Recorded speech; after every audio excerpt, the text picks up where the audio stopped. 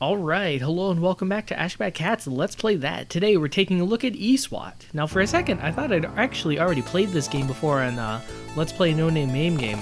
But I think I was thinking of this game from the the Genesis collection that was released way back when.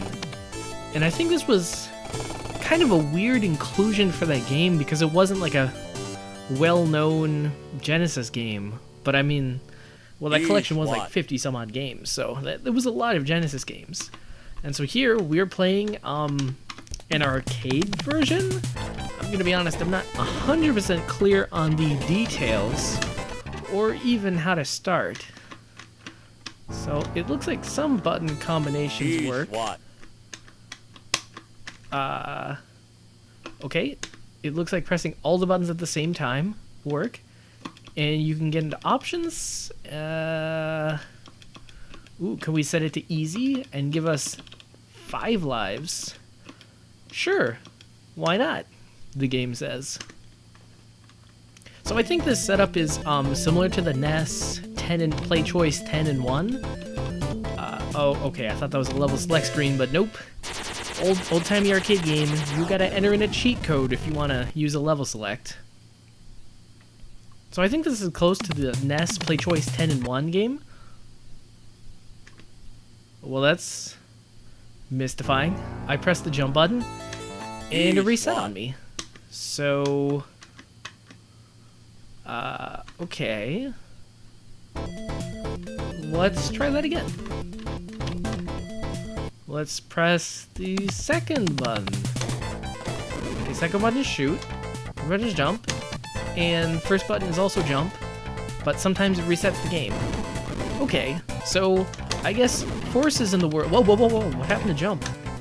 Okay, first button is jump. Man, it's a little too hard sometimes to get these buttons confused up. It was also weird playing this on not a Genesis controller. Well, it's not like I played the first one on a Genesis controller either. Well, okay, now that I think about it, did Sega make Rolling Thunder? Rolling Thunder was kind of a side-scrolling shooter game, but it kind of proceeded almost exactly like this, where you're a lone guy with a gun. If you press up and jump... apparently you can't jump up there, but in Rolling Thunder, like your character does like sort of a super jump, and then you travel to that background layer. And, well, it looks like we're pretty much here.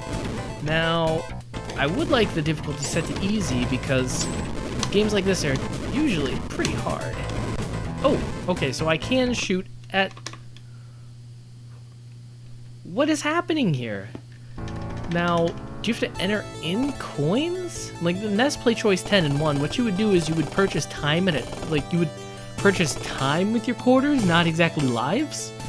And so maybe what's happening is we're not bribing the machine enough, and it's like, okay kid, you had your 30 seconds of fun, time to get off and let the other kid play. But geez, these are more stringent than a parent's restrictions on video game time. Well, it's not too often that I'm stuck on the first level, and it's not because the game is too hard. I mean, it's not to say the game isn't too hard, but at least the time limits, external time limits, are harder than the first game. Well, alright, I guess due to circumstances conspiring. Did I actually kill that guy, or did I only sort of kill that guy? I guess due to circumstances outside of my control, this is suddenly a speedrun of ESWAT. Not a good one, mind you. That's okay, I'll teach you all of the speedrunning techniques required to run this game. The first tip is avoid enemies. Just kidding. Inevitable part of life. Well, and I said that just as a throwaway line, but I guess, in a sense, that's kind of true. I mean, no matter what you do in life, you will always make enemies. I guess the trick is to make the enemies that you're proud of.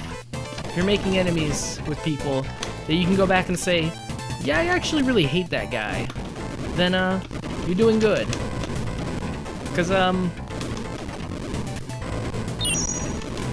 well, I believe there is an apocryphal comic book moment when, like, Magneto's working with Red Skull, and so the whole idea behind Red Skull is he's more or less a Nazi.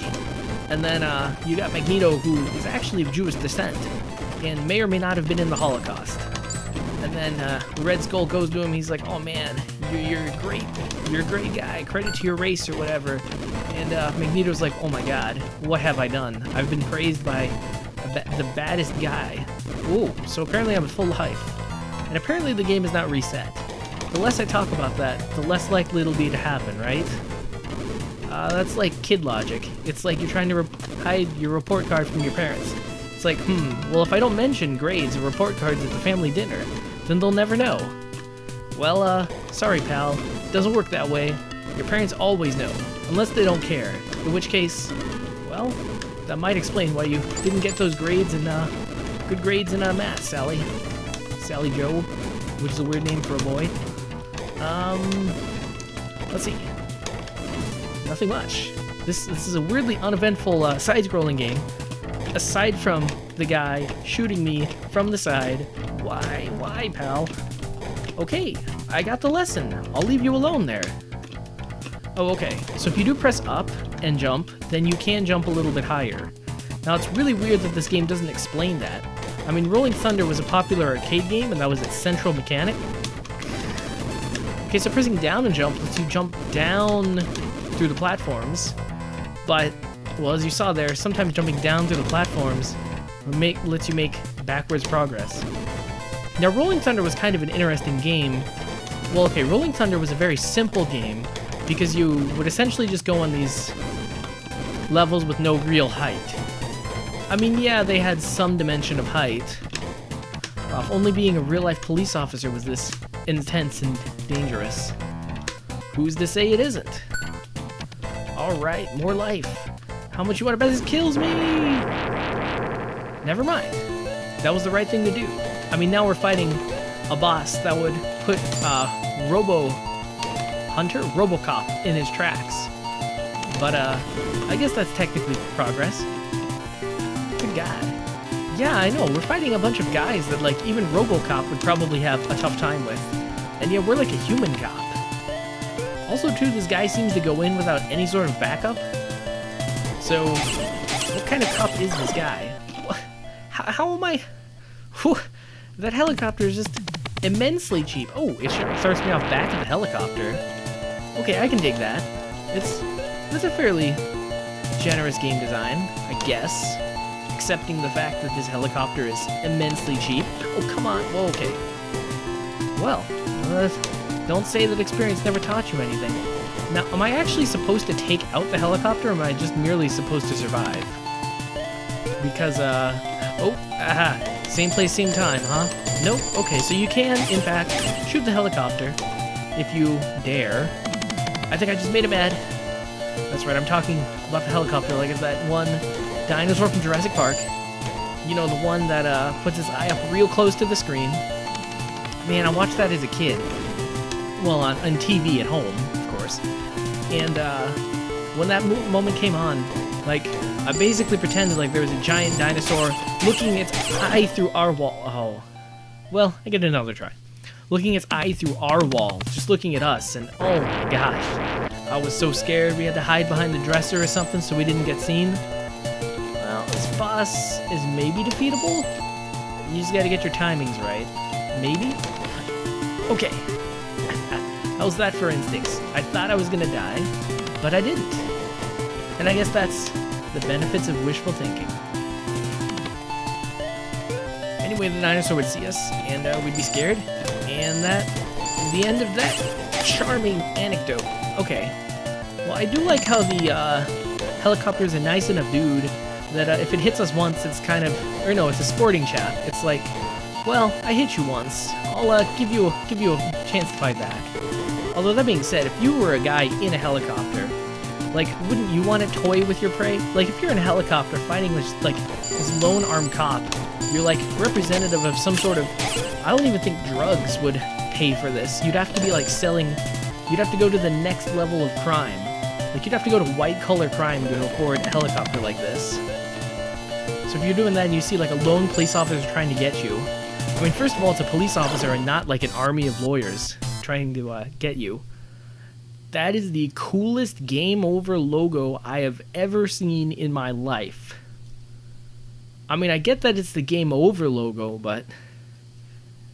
oh, that's kind of sad. The Game Over screen doesn't last that long. You know what would be even better is if you had like a timer counting down from 10. It's like, hey, insert more credits. And it's like, I would put all the credits in the world just to keep seeing that Game Over thing. I should make that into a GIF and just publish that somewhere. Game Over.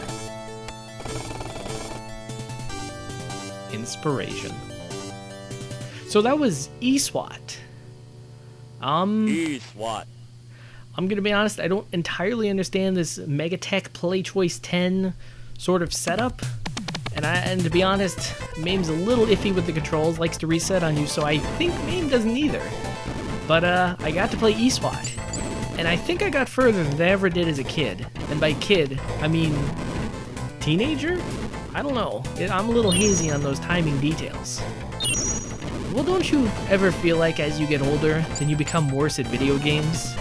And it's kind of like, that sucks. Oh, that's how you avoid that guy. This CPU player is a pro player. Yeah, and you feel like you're getting worse at video games. And then you boot up your old favorite game and you're like, man, I'm having such difficulty with this. I remember just plowing through this as a kid. Well, first of all, as a kid, you had essentially infinite time to get good at the game. Whereas an adult, not only do you not have time to get good at the game, you barely have time to even play the game. That's why you booted that game up just for the first time in years. But anyway, sometimes you kind of go back to a game and you vaguely remember, it's like, oh yeah, I got stuck on this part. And you come back as an adult, you're like, this is the easiest game in the world.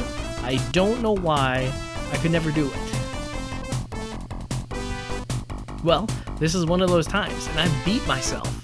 And so, I can only come to the inevitable conclusion that I am getting better at video games.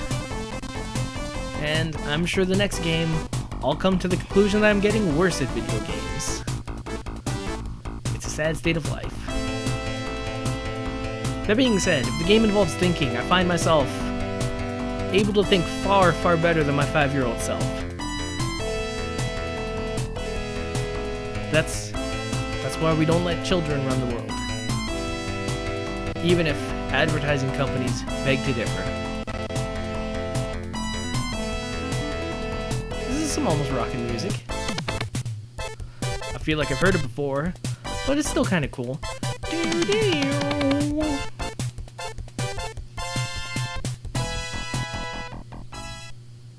Oh, maybe I was right about that whole white-collar crime thing. Like, you can only make so much money as a drug dealer. After a while, you basically have to get to the next level of corruption. And yeah, become a white-collar criminal. Run a corrupt corporation. Or you could incorporate your drug business somehow. But I mean, what am I? A drug specialist lawyer? Alright, well, that was ESWAT. It's not exactly exciting, but it's like interesting enough to kind of capture your attention for a long time.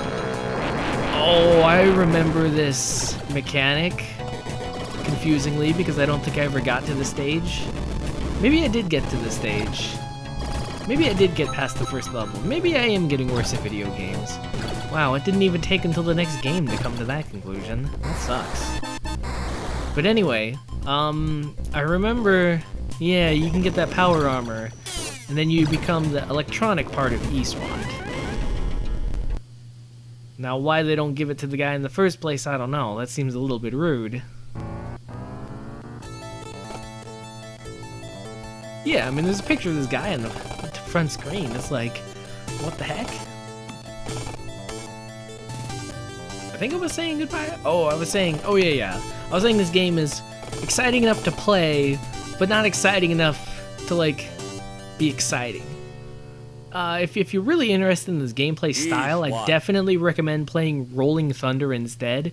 It's a bit more simple of a game because you really only move left to right. I mean, you can jump up and down and go on various levels, but for the most part, you're just always progressing right. But I feel like it's that simplicity that works a lot better, because in this game you've got, like, platforming, and the Rolling Thunder engine is not meant for platforming whatsoever. So, Yeah, I would watch out for that. Actually, it almost kind of reminds me of Daredevil's platforming. Because Daredevil is like this beat-em-up game, but like, there's platforming too, I guess, because they had to tick 2 boxes on there are 2 check boxes on the title screen. So, alright, well, that was ESWAT, and nothing more is gonna happen, so on that note, this cat's got a scat.